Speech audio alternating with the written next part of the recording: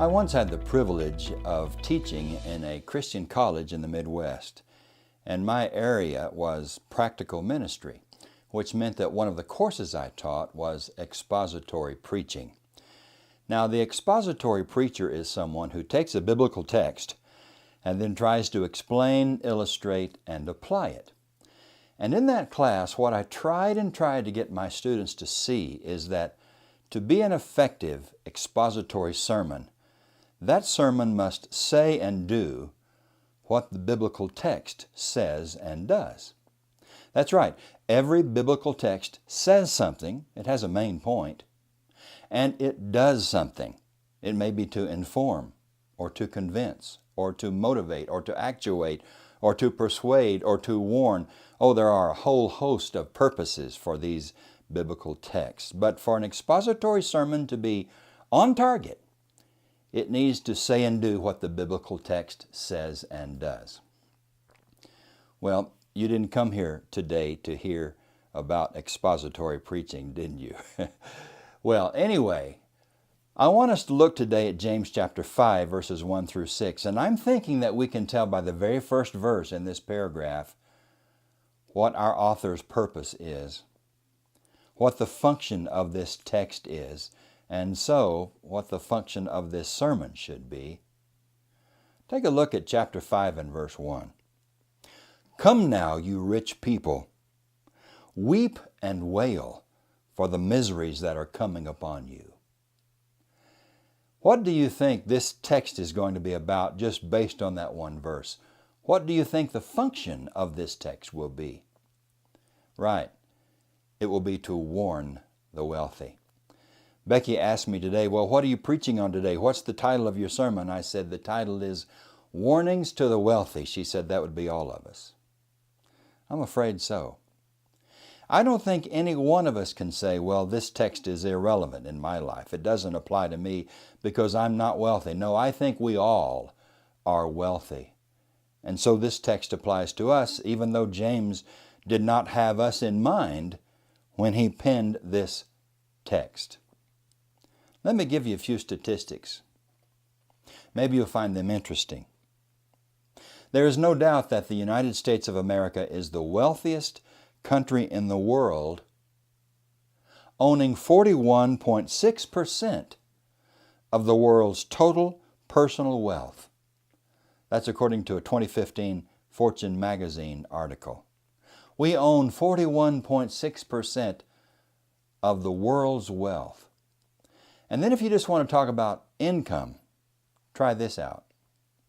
Almost 9 in 10 Americans hold a standard of living that is above global middle income standards.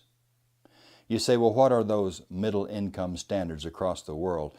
A 2015 study from the Pew Research Center studied 111 countries that made up 88% of the global population. And their figures were that if you make $10 to $10.20 a day, you are a middle income earner globally. Your annual income would be between $14,600 and $29,200. You can see now why I say that most of us, well, 9 out of 10 Americans are above that standard. We are a wealthy people. So, by just about any standard that we would use to measure, we're all wealthy, and that means this text in James chapter 5 would apply even to us.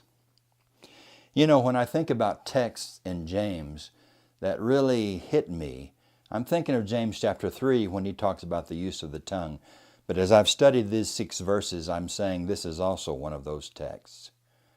Because what James says to the wealthy here would probably apply to every American, including every Christian. Warnings to the wealthy. I think we would be well advised to pay attention to what James writes here. Let's approach this text in this way. Let's ask, who are the people with whom James finds fault? Number 1, he finds fault with those who hoard their wealth. Now take a look with me at verse 3, where James says, "You have laid up treasure for the last days." You have laid up treasure for the last days. From this statement, I get the impression that they are not just saving for a rainy day. They are amassing. They are accumulating. They are storing away their wealth. And instead of sharing their wealth with the needy, they are hoarding it. Now in verse 3, James expresses the folly of hoarding wealth. You know, in the ancient Mediterranean world, wealth was measured in terms of grain, garments, and gold. And James reminds these rich people that their food has gone bad, their clothes have become moth-eaten, and their gold has been tarnished and it has lost its sheen. And what he's saying there is that we should use our possessions or they get wasted. They don't have any full-time, permanent value. They are meant to be used, not to be hoarded. They are subject to the ravages of decay, and so our possessions and our wealth should be used, not just amassed and accumulated. So he says it's senseless to hoard our wealth and invest our hope in objects that are only transient. So I'm wondering, as we think about this, would James accuse us of being hoarders? Would he find fault with us for hoarding our wealth? Well, just here I want to ask you what is a very personal question. What are you doing with your wealth? How are you using it? I'm convinced that James is not criticizing rich people in this text because they are rich. He's not criticizing the desire to be wealthy. After all, the Bible tells us of wealthy people who were close to God. I'm thinking in particular of Abraham, who was called the friend of God. So he's not criticizing the desire to be wealthy as much as he's criticizing the misuse of wealth. So, how are you using your wealth? Are you giving it away to worthy causes? Are you using your wealth to help the needy? Wouldn't that be a better way to use your money and to use your wealth than just amassing your fortune and leaving it for your children to spend? We can become hoarders. We can become people who misuse the blessings that God has given to us, and James is warning us here of that possibility. But I think it's also possible for churches to become hoarders. I once heard of a church that had a savings account of over $1 million. And they were saving that money to be used to build a new church building. Now, I'm sure that the leaders of that church thought that they were being good stewards by having a savings account of that magnitude. They didn't want to go deeply into debt. I understand that. But I think we can make the case that God might not want churches to hoard that kind of money for the purpose of building a new church building. I think it might be just as legitimate to say that that kind of money could be used in better ways, that it could be used to help the needy. I know one thing. I would not want to be a leader in that church that had a savings account of over $1 million when the Lord came. I wouldn't want to be caught dead with that kind of savings account.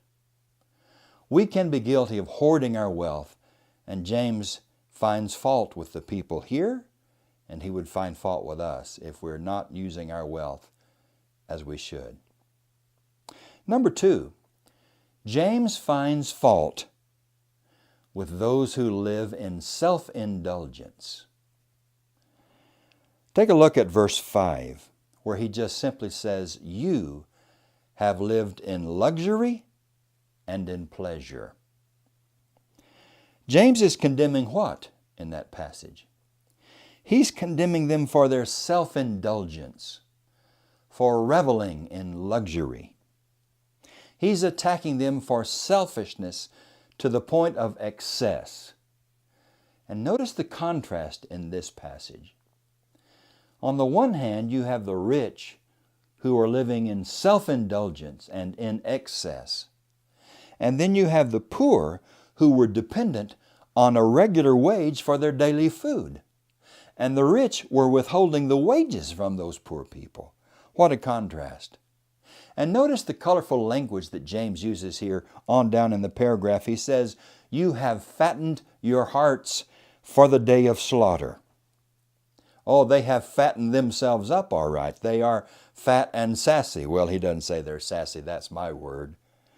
But they have fattened themselves up not for the end that they desire. James says they are fattened for slaughter. And that slaughter is going to come at the time when God will bring about a day of judgment. Like hogs that are fattened for slaughter, so were these rich people who were living in excess and in self-indulgence and in selfishness. And just here, I can't help but think about a story that Jesus told in Luke chapter 12. You're very familiar with it, the parable of the rich fool. Here was a man who didn't have enough place to store his crops. And so he said, here's what I'm going to do. I'm going to build bigger and more numerous barns, and I'm going to store all of my grain there, and then I'm going to sit down and relax and say, now I can relax, eat, drink, and be merry. But what did God say to him?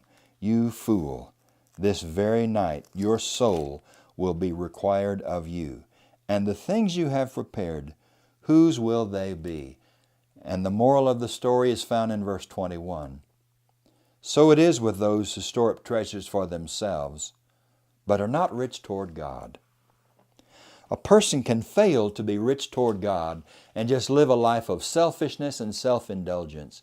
And Jesus said in Luke 12, that's a very dangerous thing to do. Parable of the rich fool.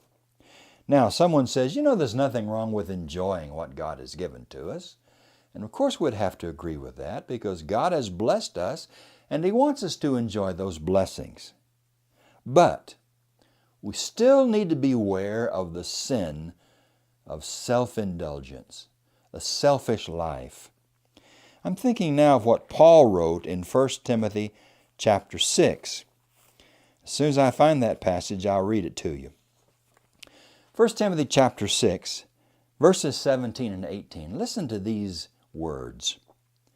As for those who in this present age are rich, command them, Timothy, command them not to be haughty or to set their hopes on the uncertainty of riches. Oh, we could talk a lot about the uncertainty of riches, couldn't we? Encourage them not to set their hope on the uncertainty of riches, but rather to set their hope on God, who richly provides us with everything for our enjoyment. There it is. God gives us everything for our enjoyment. But listen to the next word that Paul adds. They, those who are rich, they are to do good, to be rich in good works, generous, and ready to share. This is what rich people ought to be engaged in, Paul writes. Doing good, sharing with others. And then notice verse 19 in 1 Timothy chapter 6. Here's what these good folks store up. Instead of storing up material goods and possessions, instead of amassing wealth, here's what they store up in verse 19.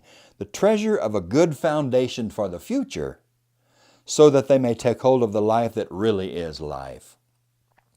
When they invest in being rich toward God and in sharing with the needy, Paul says they are storing up for themselves a future treasure that is life indeed, eternal life.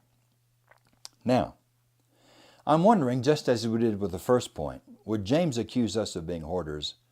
Do you think James would accuse us of living in self-indulgence? Would he accuse us of a selfish lifestyle?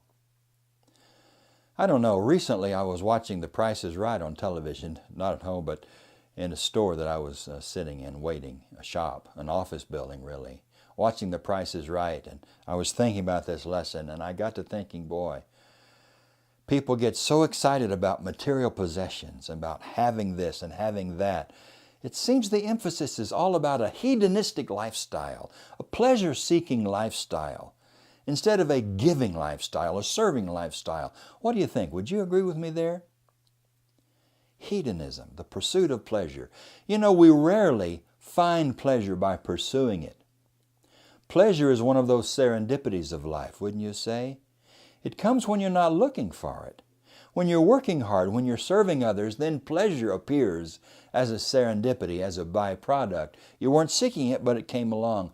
But I'm not sure that we can be described in this day and age in America as people who love to give and love to serve.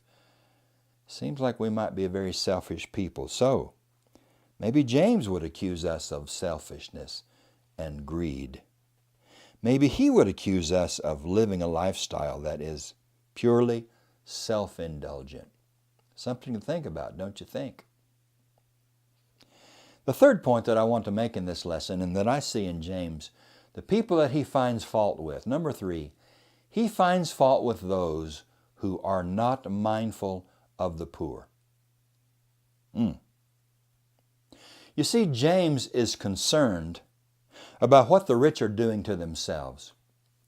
But he's also concerned about the social effects of the misuse of their wealth.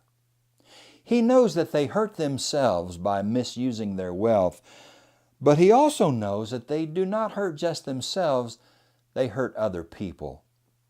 And in this text, they hurt the poor. He talks about their first crime. What is it? They are withholding wages from the day laborers. Fraudulent they are. Dishonest they are. And then he mentions crime number 2 down there a little bit later in the paragraph. He says, the rich condemn and kill the just person, the one who does not resist them. I don't know if he's speaking literally here or metaphorically, that they are murderers, that they are killers. How should we interpret that particular thought? It seems to me that the rich are abusing the legal system, in contrast to the poor who cannot use the system at all. Likely the pious poor in Israel have no defender, and they are at the mercy of their evil oppressors. And the poor do not resist the rich because they cannot resist the rich. They are helpless to do so. Now, I have no desire or inclination to throw wood on the fire of a class war. I don't think we should pit the poor against the rich in America or anywhere else, and I certainly don't think the rich should abuse the poor. But this text, James chapter 5, verses 1 through 6, this text is against the shameful and unjust oppression of the poor. And we ought to take notice of this, because I think that too often we Christians have not heeded the cry for social justice and helping the needs of the unfortunate. We've turned a deaf ear to the poor. We've not been interested in social justice, even though the Bible is full of that particular emphasis. You know, there is no book in the world that champions the poor and the cause of the poor as the Bible does. And in this text, God is on whose side? He's on the side of the poor. And in many other texts in Scripture, especially in the Old Testament, God finds Himself squarely on the side of the poor and against their rich oppressors. And so we ought to think about this. Would James find fault with us on this particular score? Would he say that we're not at all interested in social justice, that we're not really at all interested in helping people or caring about the poor? And again, I'm reminded of chapter 1, verse 27, where James says, pure and true religion is helping the needy. Who? Orphans and widows in their affliction. We should be concerned about social justice, about meeting the needs of the less fortunate. So, you can see why I say this text really hits home with me, because I think James gives us warnings here that certainly apply to our lives. Now, I'm going to leave it up to you to apply this lesson in your own way and in your own individual life. But I think there are warnings here that we ought to pay attention to. We're warned against hoarding our wealth, misusing it, storing it up, instead of helping people with our wealth. We are warned here against a life of self-indulgence, of selfishness, of just looking for luxury and hedonism, just being pleasure seekers. James warns us against that. And he warns us against not being mindful of the poor, not being concerned for the needy. Now, you can apply that in your own life the way you see fit. But I want to mention just this final story, and may this be a point of application for us here in this text. A famous preacher was once known for his long sermons. And it so happened that the leaders of the church where he was asked him to preach a sermon that would encourage people to give money to the church and to give money to people who were needy. And they tried to encourage him by saying, the longer your sermon is, the less likely it is that people are going to give generously. Keep your sermon brief and people will give. Well, he took that word to heart, and here was his entire sermon. He read Proverbs chapter 19 and verse 17, which reads, "Whoever is kind to the poor lends to the Lord and will be repaid in full." And then the preacher said, "If you like his terms, then put down your money." If you like the terms in Proverbs chapter 19, verse 17, then put down your money.